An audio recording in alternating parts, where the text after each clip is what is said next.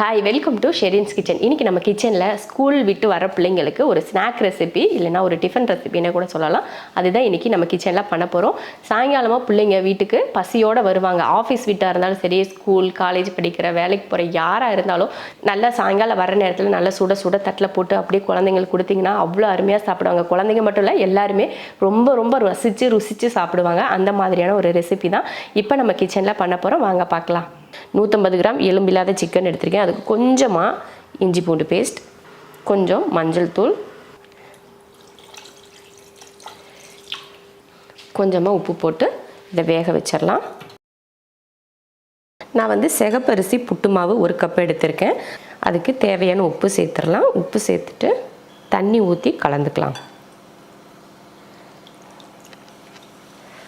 இது கொஞ்சம் ஊறுறதுக்கு லேட் ஆகும். ஏன்னா இந்த புட்டு மாவு கொஞ்சம் குருணையாக இருக்கிற மாதிரி இருக்கும்.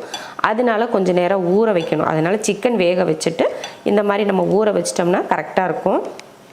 நம்ம நார்மல் அரிசி மாவில் புட்டு செய்வோம் இல்லையா, அந்த மாதிரி இல்லை. இது கொஞ்சம் நல்லா உதிரியாக வரும். கொஞ்சம் குருணையாக. நம்ம இப்போ அரிசி மாவு எப்பயுமே நம்ம வீட்டில் அரிசி மாவுலாம் பார்த்திங்கன்னா வலுவலுப்பாக இருக்கும். அதில் நம்ம பிசைஞ்சு கொஞ்சம் உருண்டையாக இருக்கும். அந்த மாதிரிலாம் ஆகும். இதில் அப்படி ஆகாது. அவ்வளோதான். இப்போ இதை ஊற வச்சிடலாம். அப்படியே வைக்கக்கூடாது. மூடி வச்சிட்டோம்னா காயாமல் இருக்கும். நல்லா ஒரு 5 நிமிஷத்துக்கு இந்த மாதிரி வேக வச்சுட்டா போதும். ஏன்னா 5 நிமிஷத்துலேயும் வெந்துடும். ரொம்ப நேரம் வேக வைக்க தேவையில்லை. அப்படி இல்லாமல் நம்ம மறுபடியும் வறுக்க வேறு செய்வோம் இல்லையா, அதனால் எடுத்துடலாம். ஒரு கடாய் வச்சுட்டு நம்ம எண்ணெய் ஊற்றிக்கலாம். கொஞ்சம் ஒரு கைப்பிடி அளவுக்கு வெங்காயம்,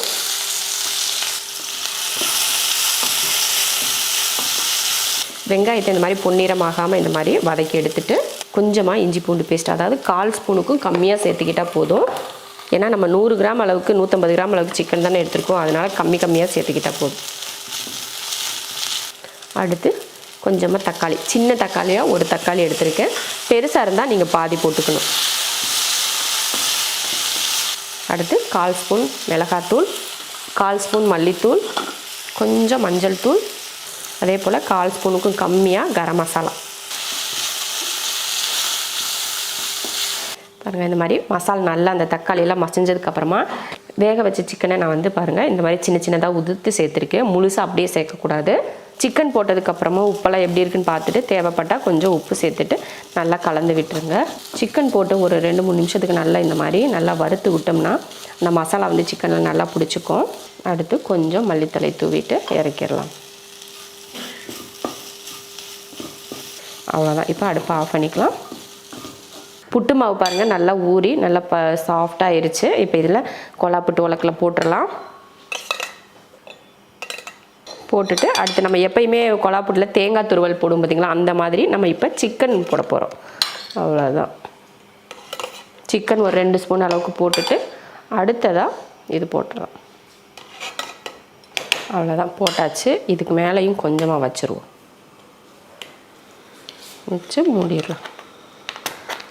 குக்கரில் தண்ணி ஊற்றி நல்லா கொதிச்சிருச்சு. இப்போ குக்கர் மூடி போட்டுடலாம். நல்லா கேஸ்கட் போட்டு தான் போடணும், இல்லைன்னா ஆவியெல்லாம் வெளியில் வந்துடும். இப்போ நம்ம இதில் விசில் போடுவோம் இல்லையா, அந்த இடத்துல இதை எடுத்து வச்சிடலாம்.